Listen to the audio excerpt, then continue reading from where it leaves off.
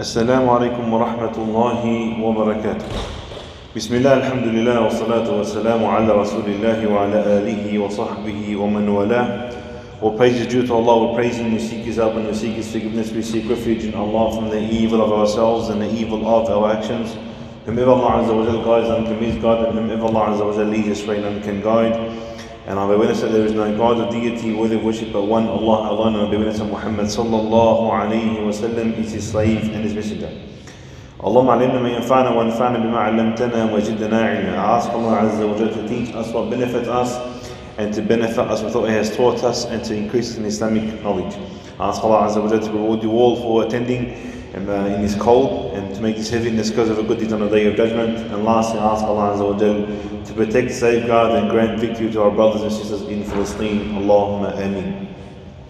Alhamdulillah, after a long mini series from the story of Yusuf alayhi salatu wasalam, in the last session we finalized the story of Yusuf alayhi salatu wasalam. And as mentioned throughout the series, is the purpose behind the stories of the Prophet is not for entertainment purposes, but in fact the story that we're going to read and dissect and subhanAllah dive in is to see what is relatable in this asr, in this day and age, and how we can connect with the Prophets and connect with their stories. And that's the main purpose behind the stories of the Prophet, and that's the reason why they're actually mentioned in the Quran. Okay, this is something that we need to understand and comprehend. As you remember, the Quran isn't a book of tariq, of history, but in fact it's a book of guidance, of hidayah. And Allah Azza wa Jalla, from the many thousands of prophets, He chose 25 to share with us so we can learn. And it is a story, and they are stories that benefit us until the end of time. And today's story is no different, subhanAllah. Today we want to begin with the story of Prophet Shu'aib alayhi salatu wassalam.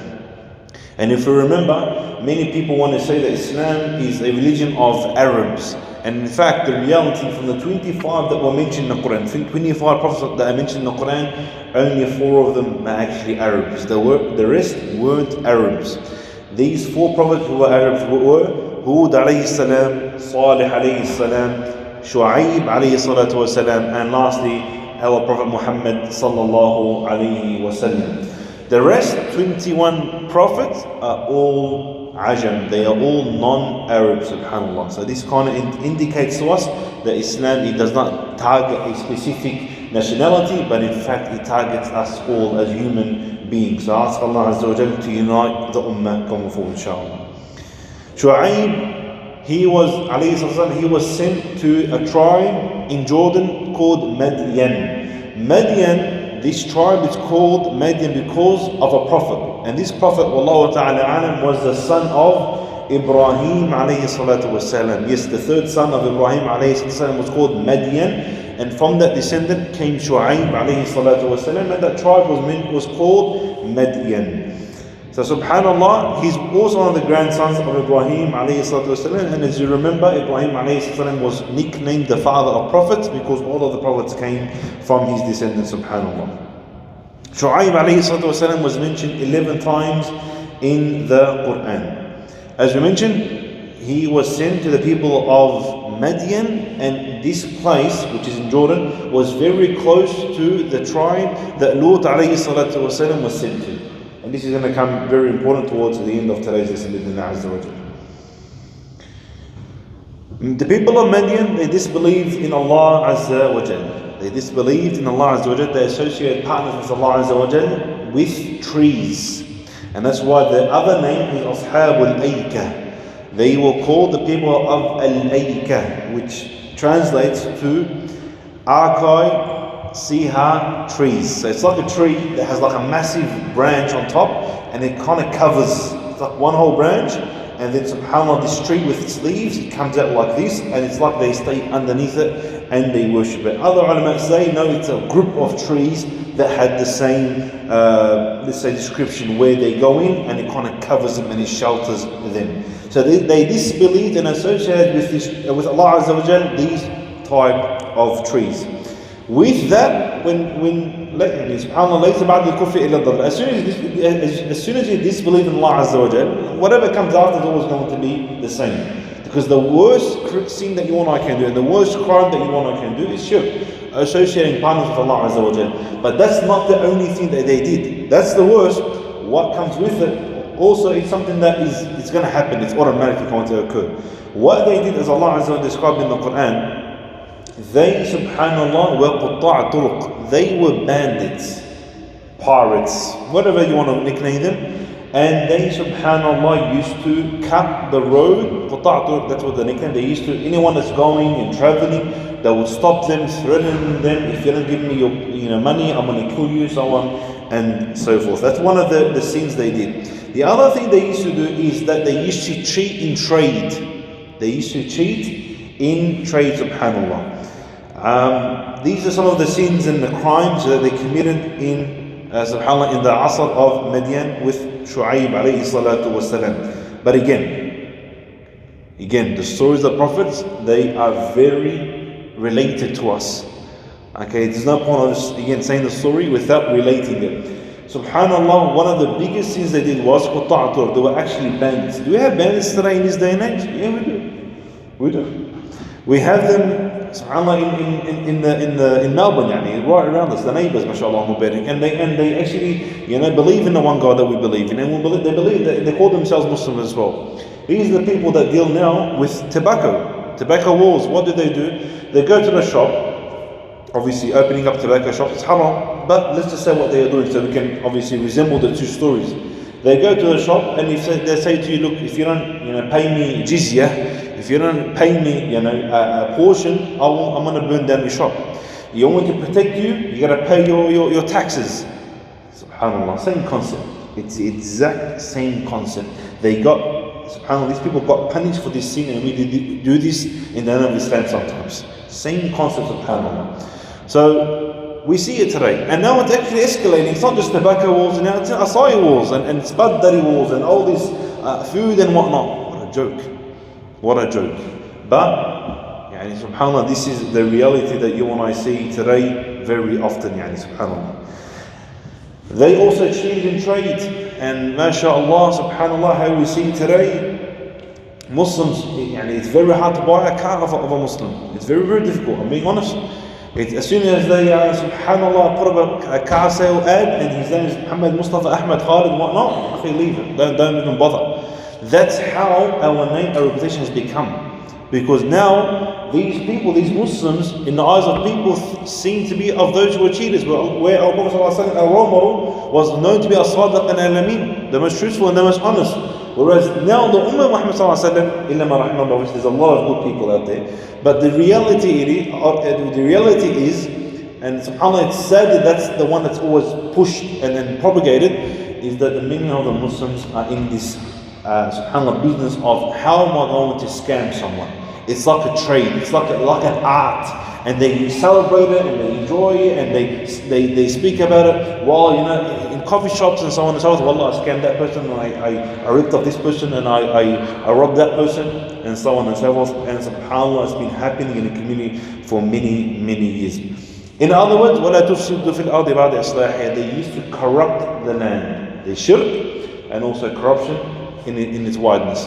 Another thing that they were really known about was they used to أَوْفُوا الْكَيْلَ وَالْمِيزَانَ. They used to sell the food or whatever it may be, and they used to say it actually weighs more than what it is or less than what it is, and they used to take its profit.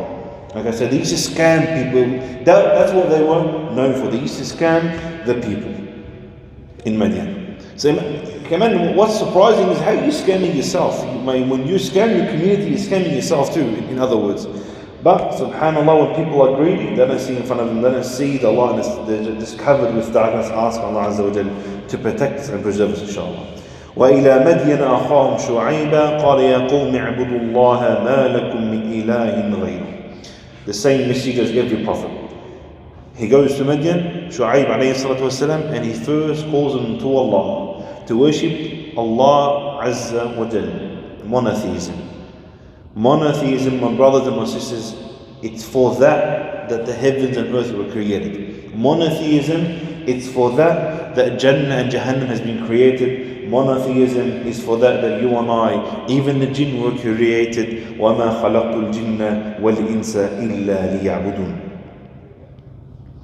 Allah Azza wa Jalla mentions in the Quran, and He advises the people of Madian through Shu'aib alayhi salatu wasalam when He says, بَقِيَّةُ اللَّهِ خَيْرٌ لَكُمْ إِن كُنْتُم مُؤْمِنِينَ.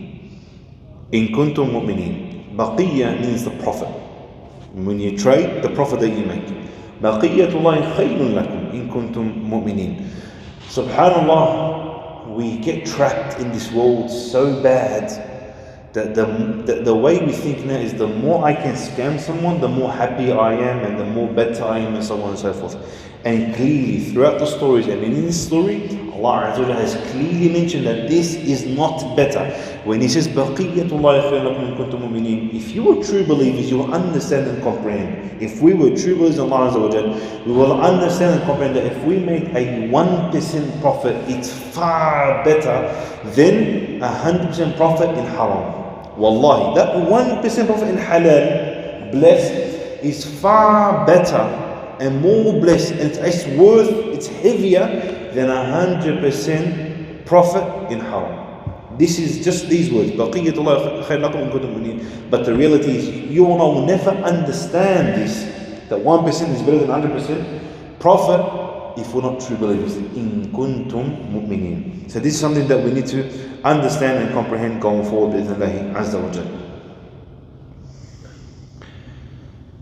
Throughout the Quran, you see that Allah Azza wa Jalla, He always reminds us that this world is an illusion, and the profits that you make in this world isn't worth sacrificing and selling the akhirah. Allah Azza wa Jalla mentions in the Quran, لا يستوي الخبيث والطيب ولو أعجبك كثرة الخبيث. He says, Jalla Jalalu, that the good and evil, it's not the same. It's not the same.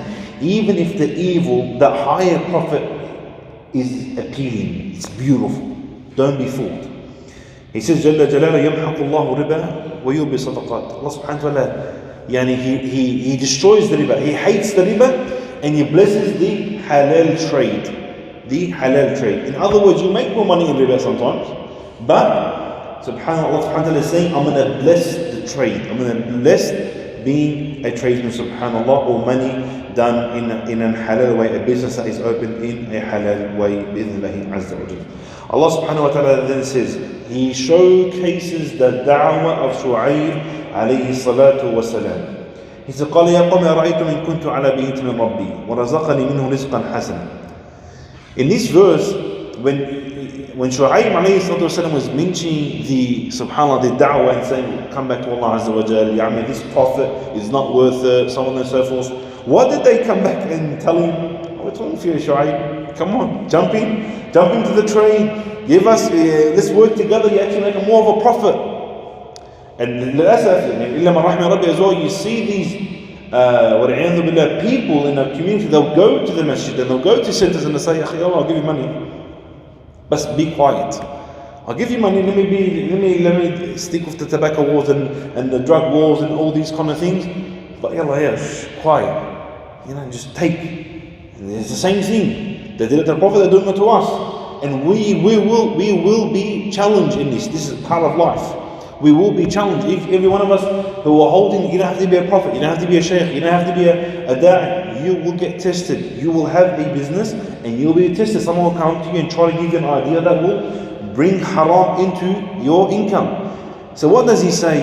Shu'aib alayhi salam, he says, Ya Ammi, why would I trade what I have that Allah subhanahu wa ta'ala has blessed me? This clean cup of water, for example, why would I put a dot of ink, black ink, into this beautiful white, clear, crystal, amazing water? Why would I do this? Because if we were to put one drop of ink, one drop in that cup of water, you and I will never drink that cup.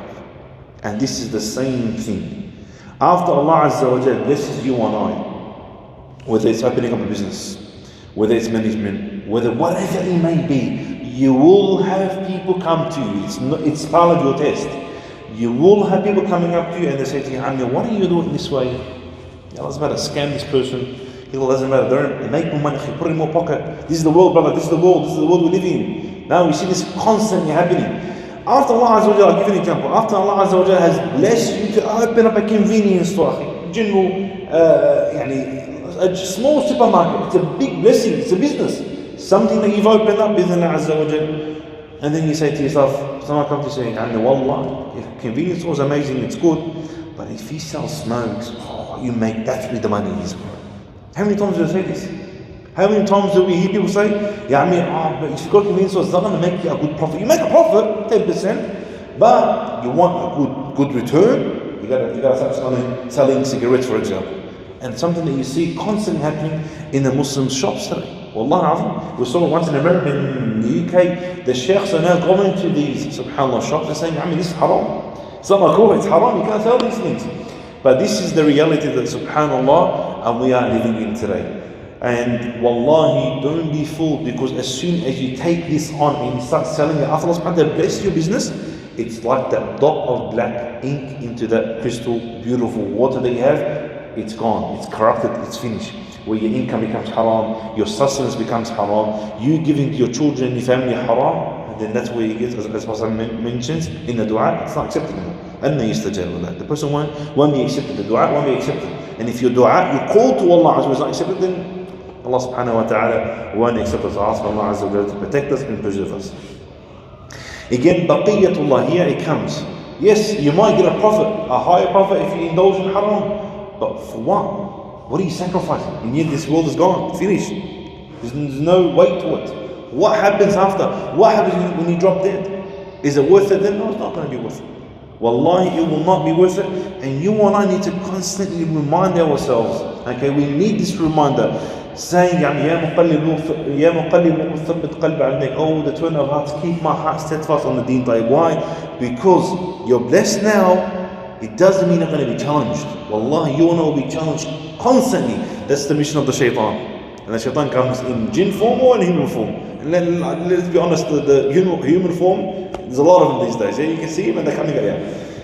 Very important that you always make this dua, inshallah. You open up a business, you open up something, people will come to you, people will say scam, take shortcuts in trade, whatever it may be. Akhi, take a shortcut, akhi. They tell you, you've quoted them for example, painting 3 coats, you do, 2 coats, for example. You say to them, it's going to be like, 80% paint and 20% water, whatever it may be, and you give them 10% paint and 90% water. This is haram. This is part of, subhanallah, the story of Shu'aib alayhi salam. Don't let that haram enter your business. You're bigger than this, you're better than this, and wallahi, that profit that might be a smaller margin, wallahi, it is much more beneficial bi'idhnillahi azza wa jal. طيب. Shu'aib alayhi salatu wa salam, he then mentions an enticement. He entices his ummah. He says, وَاذْكُرُوا إِذْ كُنْتُمْ قَلِيلًا فَكَثَّرَكُمْ. He first begins with the enticement method, and this is the method of da'wah that all of us need to always begin with. Enticement, remind them of the good things. Make them love Allah Azza wa Jal. Remind them of the goodness of Allah Azza wa Jal. Always begin with enticement, at-tarhib. And then he says, Jalla Jalla, he goes, وَاذْكُرُوا إِذْ كُنْتُمْ قَلِيلًا فَكَثَّرَكُمْ. The ulama here say that they had, subhanAllah, the money here was very little. The sustenance was very little. Then Allah Azza wa Jal blessed them. Did you forget? Don't forget Allah Azza wa Jal. And this constantly happens to us. We're poor, and Allah subhanahu wa ta'ala blesses us. What do we do when we're blessed? What do we do? So Shu'aib alayhi salatu mentions the enticement first. Then he says, وَانظُرُوا كَيْفَ كَانَ عَاقِبَةُ الْمُفْسِدِينَ. Enticement, then intimidation, they come hand in hand. You got these modern Muslim mashayikh that say, but they use intimidation. No, Allah Azza wa Jalla, the one that cares about the ummah, he cares about us more than we care about ourselves, he uses it in the Quran, so we're going to use it. The prophets who are the best of people and the most wisest of people, they use intimidation and enticement. So we're going to use it in our da'wah method. This is very important, because now you got the subhanAllah, the trend of mashaykh. If you say one thing that harms or gets people upset, or you bring Jahannam, or you bring the day, you bring someone so forth, Allah, you're not a good da'i. We're all good da'is when we get the method of the Quran with wisdom, with a bit of wisdom, isn't it? It's the way you say it. It's not what you say, it's the way you say it, bi'idhnillahi azza wa jal. So he says to them, intimidation. And don't forget, and remember those who caused corruption on the land, what happened to them. وَمَا قَوْمُ لُوطٍ مِنْكُمْ بِبَعِيدٍ. And he says another verse, and the people of Lut, They're not far away from you guys. Ulama here different. What does this mean? It means either they weren't far away, as in place, because they're close in Urdun, in Jordan, or they say that they weren't far away in zaman, as in subhanallah, in dates wise, as in they weren't far away, maybe 50. They remember them in history, so that their years weren't very far away from Madian and Lut, alayhi salatu wasalam. And the third opinion, they're connected, but the third opinion is وَمَا قَوْمُ لُوطٍ مِنْكُمْ بِبَعِيدٍ, is that what Lut did, the people of Lut did, وَالْعِيَاذُ بِاللَّهِ, they are very similar to what you are doing, causing corruption on the land, and you saw what happened to Lut. Don't let that happen to you. What was the reply of the people of Madian? How did they react to an advice that had enticement and intimidation? And all of this, inshallah, in the next lesson. Ask Allah Azza wa Jalla to reward you all and bless you all. أقول قولي هذا وبارك الله فيكم وجزاكم الله خير. يا الله. السلام. السلام.